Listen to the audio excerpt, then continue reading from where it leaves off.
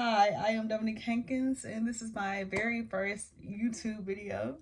Before I start, I want to say don't mind my nails, because this one's fine for now. And I went to Disney World this past week, and this is the aftermath. But we're not going to speak on that, please.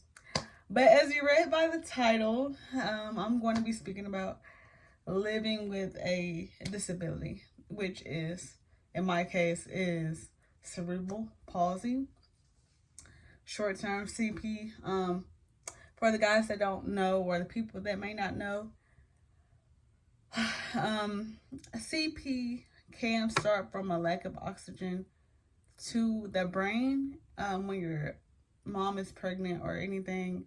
And when you're in the womb, something can happen to where you just get a lack of oxygen to the brain, and that can cause cerebral damage in your brain, and that can affect many parts of the body or just some parts of the body.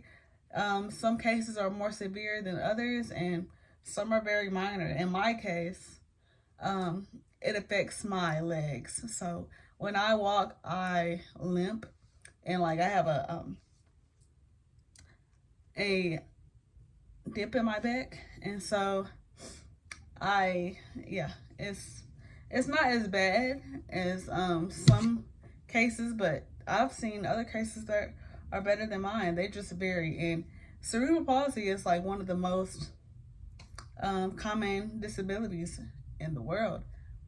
So let's get to living with it. So growing up, it was very difficult being surrounded by family members, such as my sisters, that didn't have a disability, and so that was like a lot more harder on me, because I'm like, wow, they don't have one, but I have one, and they get to do, normal things, or they don't have to deal with what I go through. And being surrounded by family members at school, or not family members, but friends, being surrounded by friends at school and having to walk with a walker or something like that around school. People ask questions or laugh, do everything in the book. And growing up, it just wasn't quite accepted as it is today. And that led me down the path of depression. I was questioning God, like, why would he give this disability to me and not my other siblings, or just in general, like, why did he choose me to have a disability? And as I got older, I'm 23 now, I'm still trying to accept my disability the way I can. I know I've come a long way throughout my 23 years, because it used to be bad, y'all. I used to be scared of walking in front of people. I would just sit there and my friends would ask, like, why aren't you getting up and walking? Or I would make my sister walk with me. Sometimes I still do, depending on how big the crowd is. And like, I'd be scared of like not trying to fall, because in my case, I still haven't accepted using like a crutch or a walker to walk with, because I'm still trying to get there. But when I was younger, I used to walk with braces and, the walker. But as I got older, I kind of want to stop using it. But hopefully I get to a point one day where I'm not scared of using like a walker or a crutch or something. And I hope I'm not afraid in the future to get physical therapy, because I know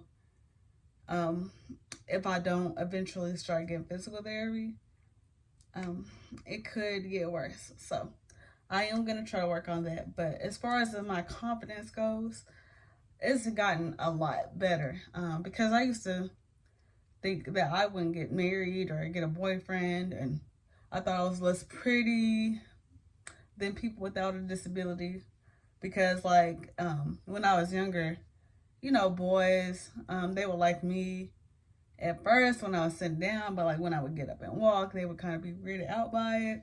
I still had like a lot of guys that liked me and stuff, but you know, you don't want like a possibility of them liking you or whether or not. But I've learned ever since I was older that if they don't like me for my disability, then he ain't the one. So, and I learned that with friends too. Like, friends get embarrassed.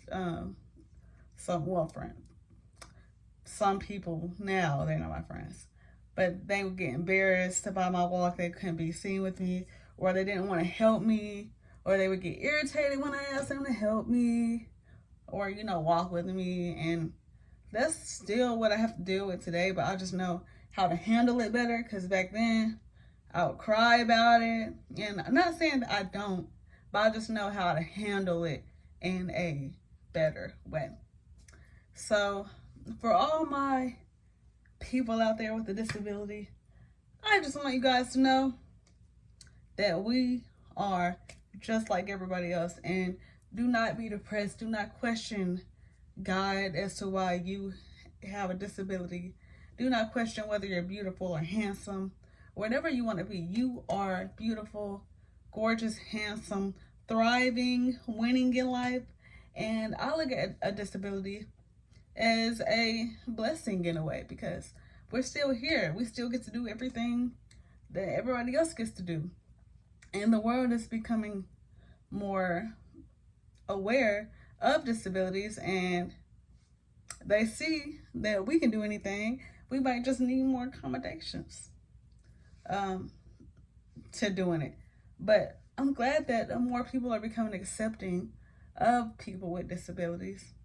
And I'm coming out with a book soon to talk about how to not be depressed with a disability, and how to love yourself with a disability. Because it's always important to love yourself, especially when you have a disability, because there are going to be people all throughout your life that are going to talk about you and like laugh at you because you have a disability. But they're just ignorant, and just love yourself overall, because you're worthy of everything that people without a disability is worthy of.